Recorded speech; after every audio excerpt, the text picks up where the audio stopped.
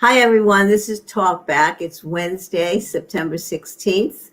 We're 6 months into the pandemic, the issue that is taking over our lives in our country. And from time to time, we're checking in with all the people that have some power and help make some decisions as to about how we weather these storms. And so today, another one of our get-togethers with the first Selectman of Colchester, Mary Bylone. Hi, Mary. Good to have you today. Hi there, Sheila. Thank you so much for the opportunity. Right. And we've done this every few months, and I was hoping that by now we would have much more positive results. But you know what I want this show to be about, and I'm thinking that we're one cog in the wheel of a great nation, a great world. And we can't sit by without everything affecting us and affecting you and the work that you do. So I'm thinking we have so many issues that are impacting us. One, wildfires in the West Coast. I would talk about that. Two, the social unrest, the racial unrest from police brutality issues and the racial controversies we've had in our country all the time. Three, on top of everything, we had a power outage this past few months that interrupted everything for a few days in Colchester and everywhere. Fourth, the election coming up, whatever your party is, the political divisions and the anger, and we've never been so polarized, and the back and forth between the different groups. And again, overarching all of that, the pandemic. So, question one, did you ever expect that in running this fairly small, medium-sized community in Connecticut, where you're a first selectman, you're not a mayor, you're not a town manager, you're a first selectman, did you ever think that you could be faced with so many issues at once to grapple with? No, honestly. I mean, there's so much about the day-to-day that I never anticipated or never thought about when I envisioned being in the office. I mean, today is day 304, and I always tell people I count up, not count down. But I use the number because it's a daily reminder for me of where I'm at in this journey. And I had expectations for myself as to what I would probably have accomplished by day 300. And none of the things on the list had anything to do with the global pandemic, a huge power outage, a number of the things that we've been faced with. So no, I didn't envision it would look like this. So do you feel that you've had to use a whole new skill set? Unexpected, you've got to dig deep into your own background and experiences to work on these other issues that you, as you say, you didn't expect. I think that that's the good part of it is that the skills that I've really needed on a day-to-day basis are skills that I'm very familiar with. I mean, I've run incident command in the hospital, through snowstorms and power outages and hurricanes. When I worked down in New Jersey, I helped to evacuate an entire hospital there, Atlantic City Medical Center, during a hurricane, get patients to another hospital and things. So the incident command part, handling emergencies, thinking on the fly, those are things really I've done all along. I was anticipating that I would get in here and I'd have a much more structured, organized, paced out project list and would be checking the box of things that we got accomplished. And it's really been a lot more of putting out fires, crisis management, thinking in the moment. And then the other piece too is leaning on the people, the fantastic staff that work here at Town Hall, but also other resources in the community to be able to get through all of this. And that part's been very rewarding. Yeah. So your background as a head of Hartford Health and Nursing, that's a great background for some of the issues that we're dealing with. But of course, being involved in government is still a little different. It's not the same. You've got to be accountable to the voters and the other people in the governing environment, right? Right. Yeah. In a healthcare position, I had one boss, right? I had the CEO. As the first selectman of the town, I have 16,000 bosses. Exactly. And so that's a big challenge.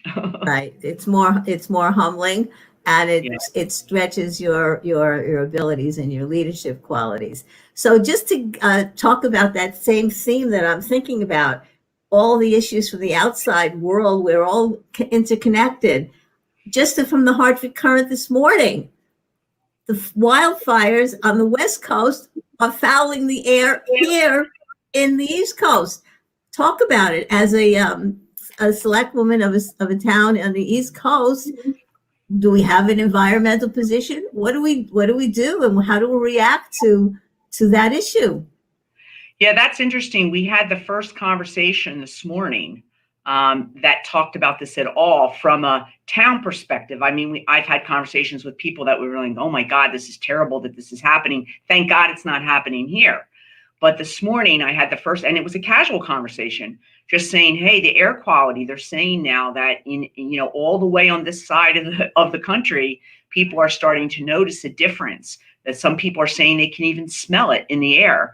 The aerial shots, or I should say satellite views, are showing that, yes, indeed, it has traveled all the way across the East Coast. So I have not put down a plan or talked to anybody about, are there any additional precautions we need to be taking? But certainly if it continues this way, people who have known respiratory issues, upper airway obstructive issues like asthma and COPD and things like that, they will be impacted. When there's the pollution in the air like that.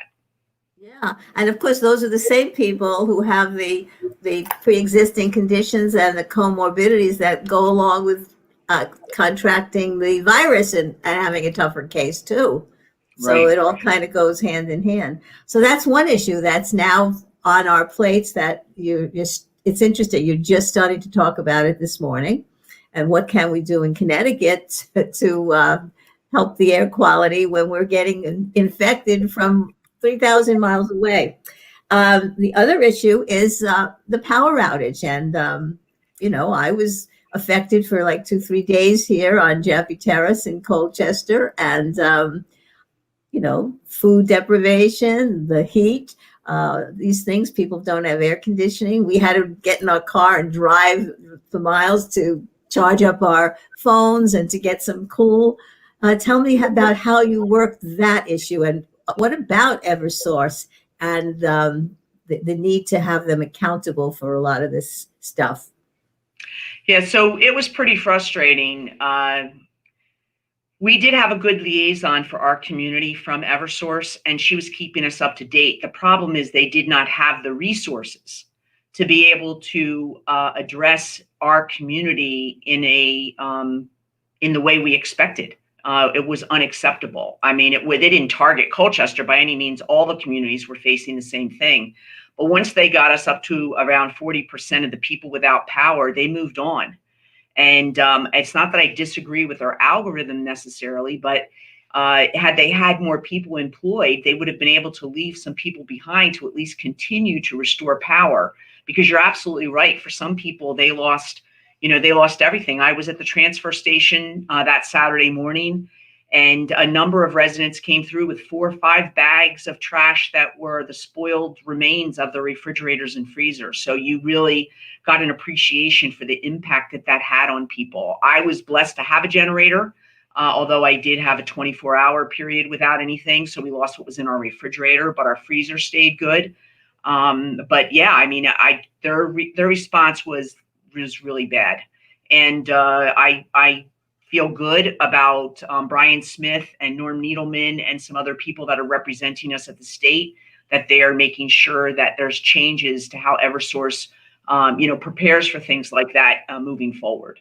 Yeah, I was going to mention that. We have a very good state senator in Norm Needleman and Brian Smith, our state representative. I know Norm, I think, is the sponsor, the author of a bill that's pending now to hold the Eversource accountable and to change the way they do business in the state. And unfortunately, I think in Connecticut, we have some of the highest costs of any state, don't we, for power? Right. Yeah. So that's another issue. And of course, with the COVID, it was harder for people who were affected to go to their families and their friends because they just couldn't do that, right? So many people had to stay home, whereas in other situations, they might have gone to a hotel they felt comfortable with, or a friend or family member.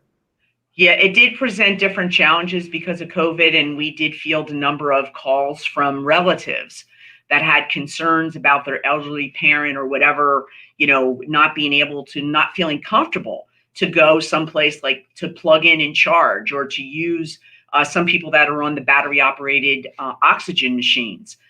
They just did not feel comfortable to go out to the charging places that we had set up, or to someone else's house. So you're absolutely right. The COVID added an additional stressor to something that was really a big stressor already. Right. And now also in the middle of all of this, on the Green in Colchester, other places around Connecticut and the country, we had um, uh, peaceful, nonviolent protests, demonstrations about racial equality, racial injustice, police brutality issues. As the first selectman, how do you engage with those issues in the town? Obviously, you're of one party, others are another. How do you handle that from your perspective, and how do you come out and give a position on an issue like that? Yeah, so I think Denise Turner, we're working on exploring setting up a permanent commission on diversity and inclusion, and certainly the what started us to look at this was the Black Lives Matter. Okay, but Denise Turner put it really well when she said, "This is not political. This is human." And I think that that's important to remember, that this is not about whether you're Democrat, Republican, Independent, Green Party, Tea Party. It does not matter. This is about treating people with respect, being humanistic in our approach with everyone, and making sure that all of the people have the opportunity to develop and be everything that they have the potential to be. And it shouldn't matter whether they're disabled, whether they're elderly, what color their skin is, what their sexual orientation is. None of those things should matter. We should be welcoming all people in our community to become the best they can be. And so I have to say, I was blown away that the youth of our community were able to put together that peaceful protest. In a way, I was embarrassed that as adults with experience and knowledge, wisdom of, having lived our lives, that we weren't the ones that did it. But, so be it. Let's step aside and let the group get it going. And so now we are, exploring the possibility of having a diversity and inclusion permanent commission in our town. We have an exploratory committee that's working right now. They've had a couple meetings, I think it's really encouraging. We do have some opposition. There are some people that absolutely say that there is no racism or prejudice in our town. I have people that are accusing me of dividing the town and making it a prejudice place because I'm putting this conversation on the table. But I brought the conversation forward because it means something to me, and other people in our community said it meant a lot to them. And so I think it's important that we have the dialogue, and I'm going to leave it to this exploratory group to determine whether or not it warrants something that is ongoing, or maybe something that is, has a shorter lifespan. Yeah, well, again, we're still one cog in the whole community of Connecticut and of the nation. So although Colchester may be very welcoming and colorblind when it comes to treating people of different colors and different ethnicities, that doesn't mean that we are still not part of the greater community. And there are issues. Our people go to other towns and other cities for their work, for their entertainment, for the vacations. We're all in this together. And I think that's what maybe some of the people who are opposed don't appreciate. And of course, there is this debate. I don't think it's debatable. You don't. We still have the legacy of racism in this country, and it has never been erased completely. We've made progress, but it's still there. So kudos to Denise and the people who are trying to put it on a different plane. But yes, you're going to get those negative voices, and they are so destructive in many ways, and it's too bad. So you have that. So you had that issue that you were dealing with, and just on a note with that issue, Mary, even though I'm a partisan in terms of belonging to a party and finding that very important as being supporting government, belonging to a party. Part of me has always felt that on the local level in a town, you really don't need to have Democrats, Republicans, and independents running against each other for office. That could be nonpartisan, in my view. What do you think about that issue? Um, wow, that's a great question. I haven't thought a lot about it, except to say that when I was on the Board of Education, I was elected in 2017. I remember we would talk all the time about, other than on the day of election, the voting day, you would never be able to tell who was on what party on the Board of Ed by our comments, by the way we voted, by the support that we gave, by the questions that we asked. And I still see that evident in the Board of Education whenever I tune into one of their meetings. They're really there. They're about the kids, about making sure that education is the best that it can be, about access, about taking care of the special education program. And you can't, if there's a party platform related to education, it's not apparent in those meetings. I would say that I have not felt the same support in the Board of Finance or the Board of Selectmen this year. But that's not to say necessarily that it's about party, but it's about the extremes of party. And I think that if I've seen anything happen in the country, it's been the polarization at the far ends. And I'm willing to say that and so I'm a Democrat, and I see some extremists in the Democratic Party as well. So it's not that it's all about the other party, about Republicans, but I think there's extremists on both sides, and they are, somewhat blind to the facts and are willing to deviate from staying humanistic and focused on what should be the goal of making, creating the best country that we can have. And I see that in our town as well. And you just got to tune into any one of the Board of Finance or Board of Selectmen meetings, and you'll find at least one comment or situation which would support this polarization. Yeah, and we won't get into the national politics completely, but of course it does come from some of the toxic situations at the national level. We'll leave it at that. That have seeped into the local communities, maybe unnecessarily, but again, we're all in this together. We are still, one country.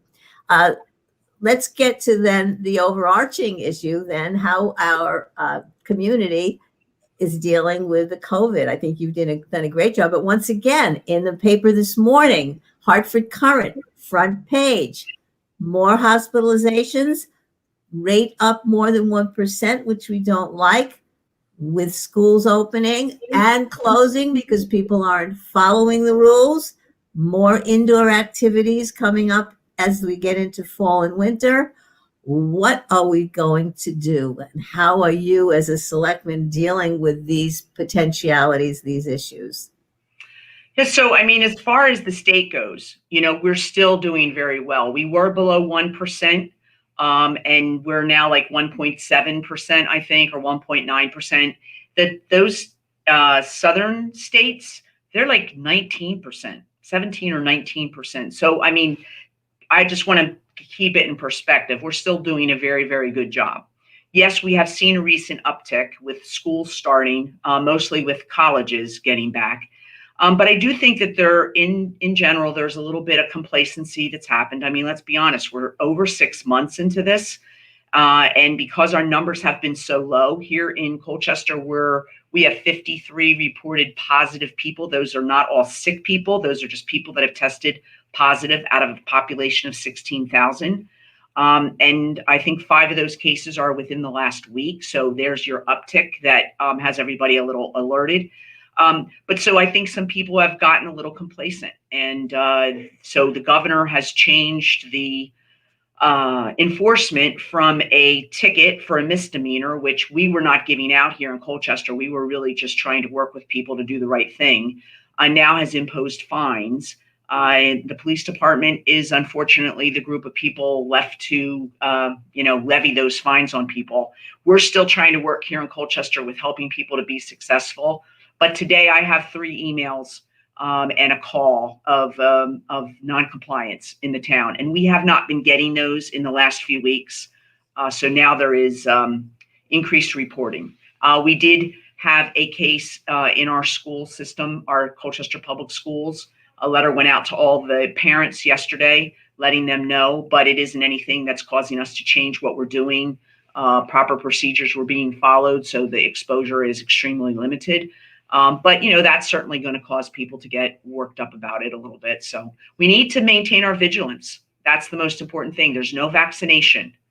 Wearing your mask, with your nose exposed is not a good idea. You might just don't wear a mask at all, to be honest with you. And there are certain masks that are certainly better than others. And remember that you're wearing a mask to protect others from you.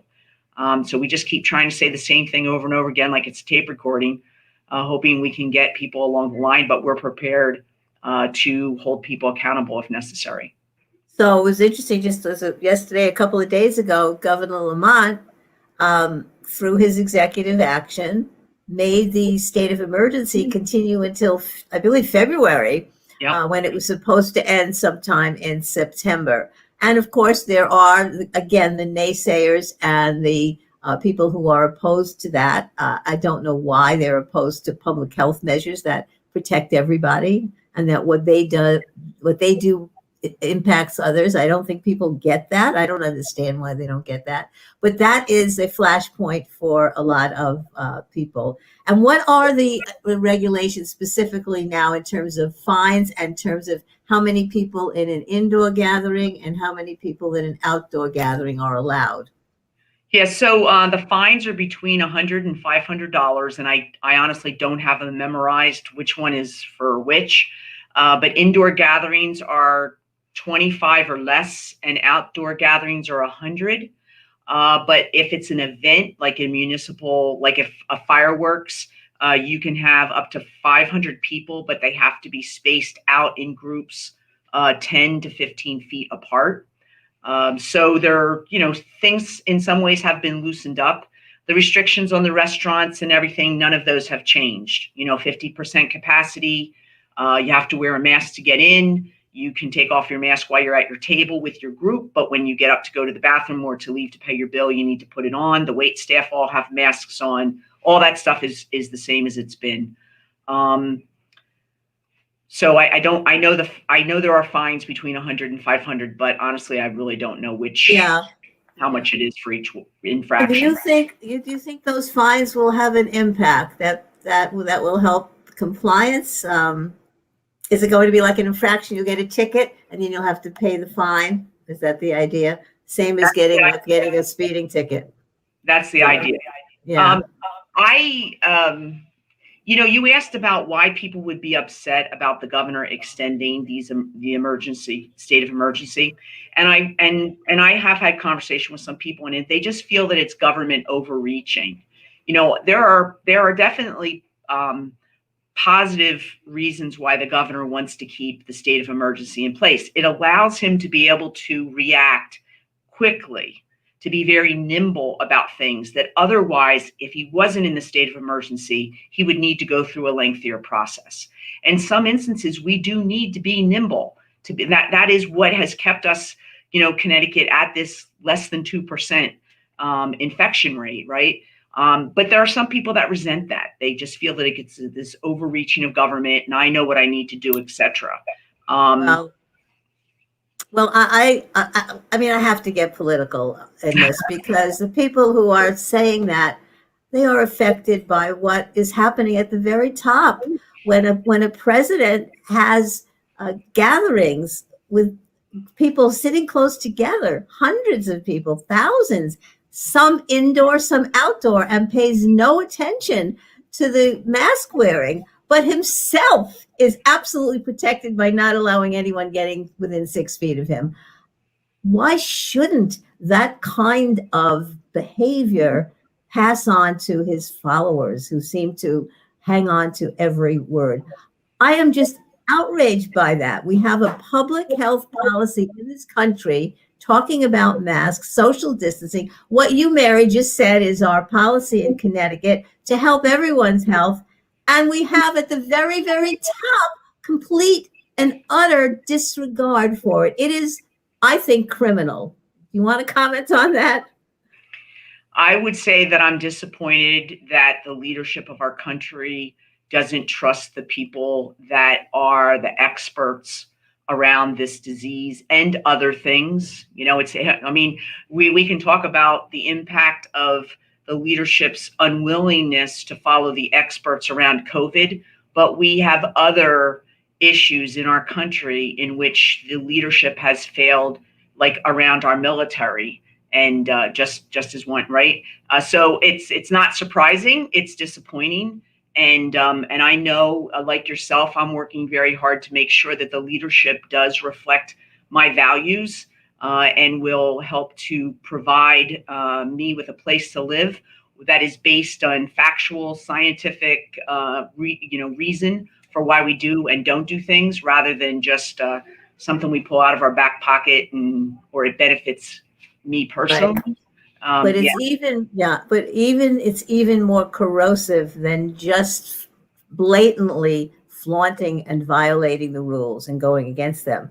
There is an absolute effort on the part of the administration to change scientific guidelines and papers and ways of listening to and compiling the statistics, falsifying records in some ways, and distorting what the scientists are saying. And the saddest thing is that scientists are being corrupted by the pressures put upon them by we have never seen anything like this in our history before. It is just unconscionable. And how people who support the leadership in this country they don't see that because they don't believe it. It's fake news to them. What about that expression? That expression is just so awful. Fake news. The Constitution is in jeopardy, Sheila. There are parts of our Constitution that are being discussed as not necessary, and that really scares me. So the virus scares me. There's no doubt about it. I'm just appalled that so many people have died when it sounds like there was a knowledge and things were, in the president's own words, downplayed to not create panic. Being a nurse and caring for people who are sick and some who can't recover, and sitting with the loved ones after people have passed away of a disease that was inevitable. I can't imagine what they are feeling, knowing that their loved one might have passed away when it could have been prevented. So that part blows me away. But I'm also worried about our Constitution.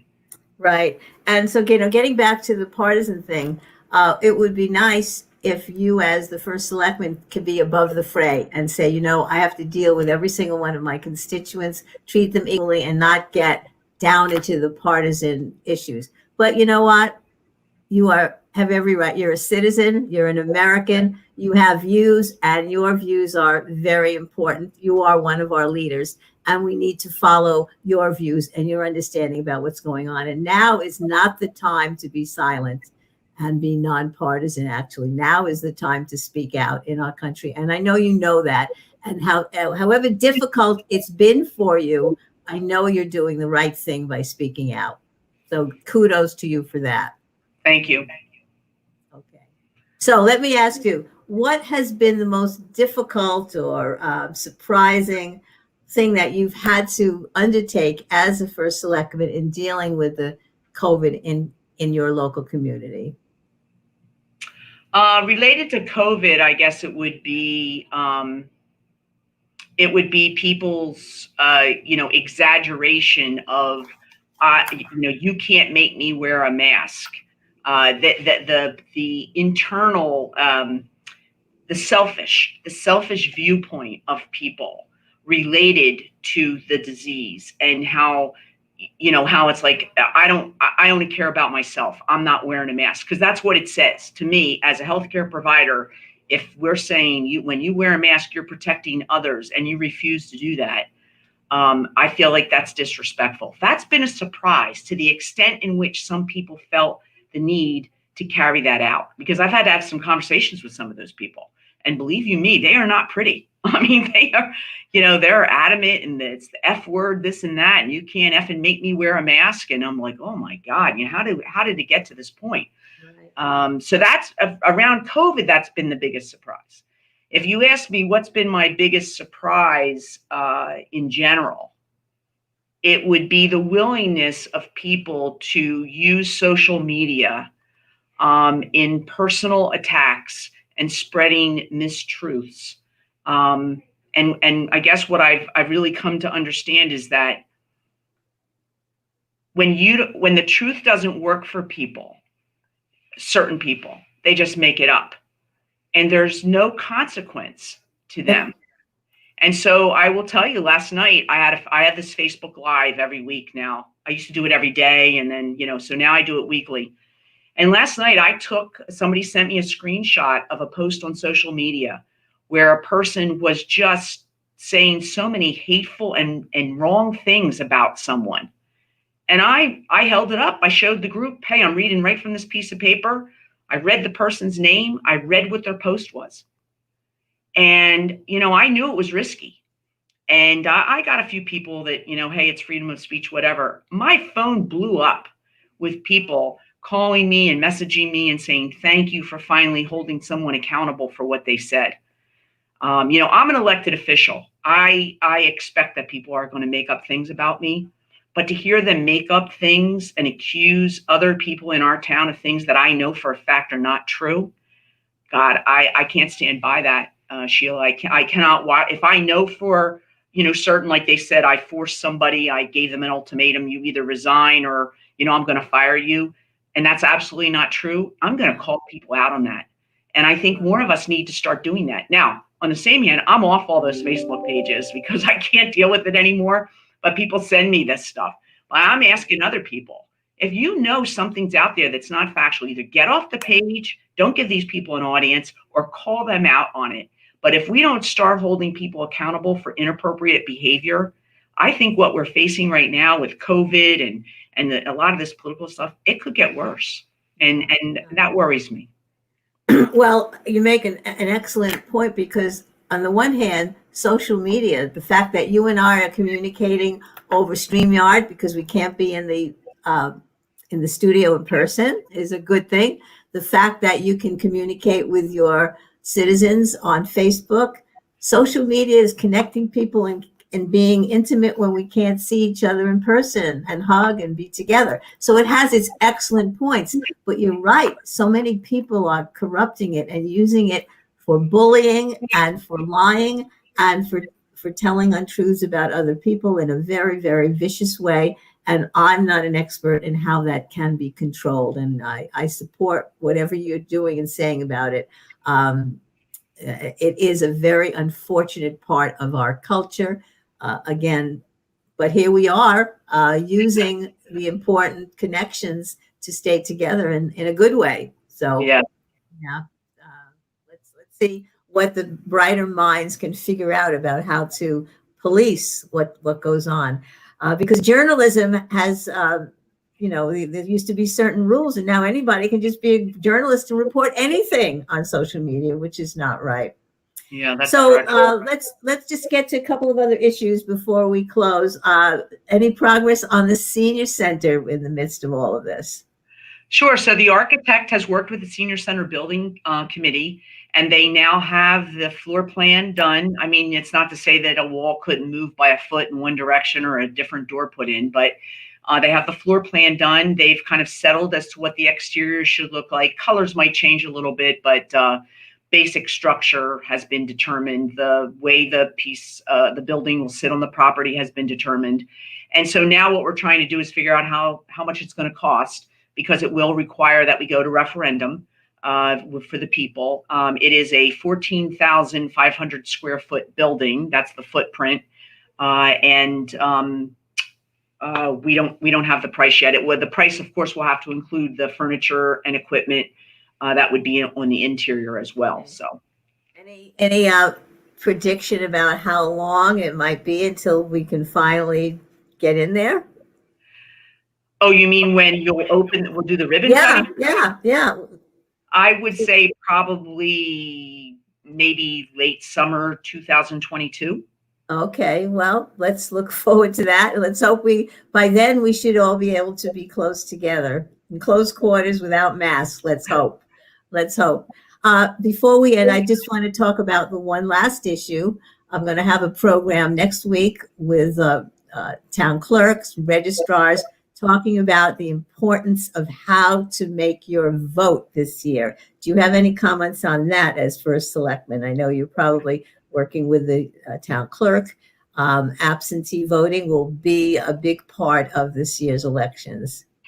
Yes, so we have around 11,000 registered voters in Colchester. We're anticipating over 5,000 absentee ballots. So that's significant. Usually I think we have around 1,700, I think has been the max that they told me they've ever had before. So one, get intelligent about the candidates. Make sure you vote however you vote. If you have any concerns about absentee ballot, you can show up in person, you can get your application, you can fill out your ballot and hand deliver it. You can hand deliver the ballot into the box we have outside if you don't trust the mail, or you can put it in the mail. So there are options so we're encouraging people to use the absentee ballot process just to make sure that they do get to cast their vote. But we will work to have a safe in-person voting. We did a great job with the primaries, the registrars. They really did a great job with that. I mean, the traffic flow and everything. However, it was a small number of people voting. So if we were to triple the number of people that showed up in person, we just want to make sure that system is going to continue to work. But yeah, definitely, please get out and vote. I'm not going to tell you how to vote. I'm going to tell you, vote your values, but make sure you vote. Don't let someone else make a decision about who runs the country. Right.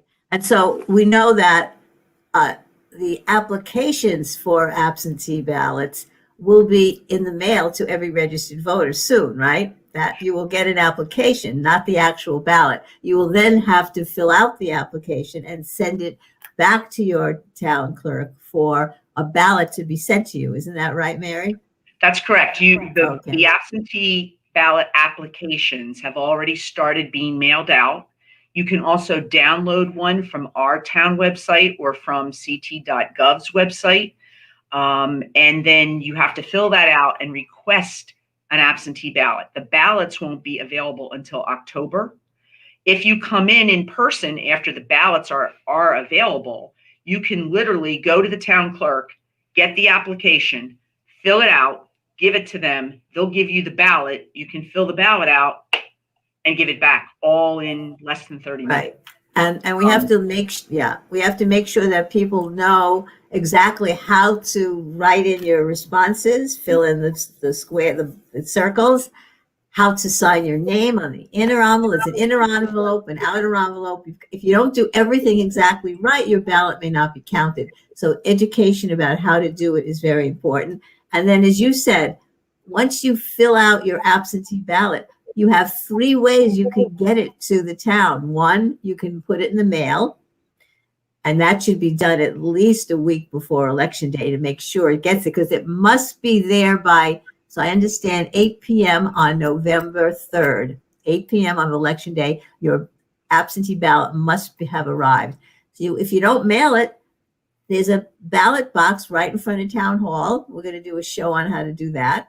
Or you can bring your absentee ballot right into the town clerk's office, and you'll be, the social distancing, wear your mask, and you can do that and deliver it right to the town clerk. Did I get that right, Mary? You did. You cannot hand deliver your ballot on the day of the election, because if you can show up on the day of election, you can vote in person. And then the other piece to call out is that we do have election day registration. So even if you don't take advantage of this time right now to get registered and you wake up on November 3rd, you can come into the town hall and you can register on that day and vote that day. Okay. And everybody should know whether or not they're safely, properly registered to vote in the town that they live in. You can just make sure. So if you don't receive that absentee ballot soon, you should check. Am I properly registered? If not, you can register, I believe, by email, online, or in person 7 days before the election. But as you said, Mary, you can still do registration and voting on the day of, right? So That's right. everybody's learn all these things, and just whatever you do, just do it early as possible is going to make sure it gets there. Because again, we don't know how serious the problems are with the post office. We don't get straight answers. Are they purposely trying to slow down the mail so that there will be more chaos with the mails as Trump would like? Or is the post office still doing the right thing now? Do you know the answer to that, Mary? I don't. No, I do not. Okay, now isn't that awful that we don't know that answer? It's so infuriating. It's time to it's time for you to close. So we're going to talk again in a couple of months and see what develops after Election Day. You'll have, Okay. I hope your plate gets smaller, that there's less on it and more of the day-to-day things that help improve the town and improve quality of life in the town when we speak next. But why don't you just sum up and give us some final thoughts? Yeah, so I mean, I think for our town, it's, I just don't want to drop the vigilance about COVID. And if I was going to leave with a thought, it's, continue to be safe. Don't put yourself in situations that are unnecessary. If you don't have to go to Walmart, don't go to Walmart. And that's nothing against Walmart. It's just to use that as an example of where a lot of people are, right? But be selective about where you put yourself, wear your mask, be respectful of others, and, value the life that we have, because, myself and other people have all been touched by a loss related to COVID, and we don't want anybody to die unnecessarily. So that's it. That's my parting thought. Okay, great. Thank you. Thank you, Mary, for your service. You deserve our respect and our thanks for the work that you do for all of us. And we'll see Mary in a few months, and we'll see you all on Talk Back very soon. Bye. Bye, Mary. Bye.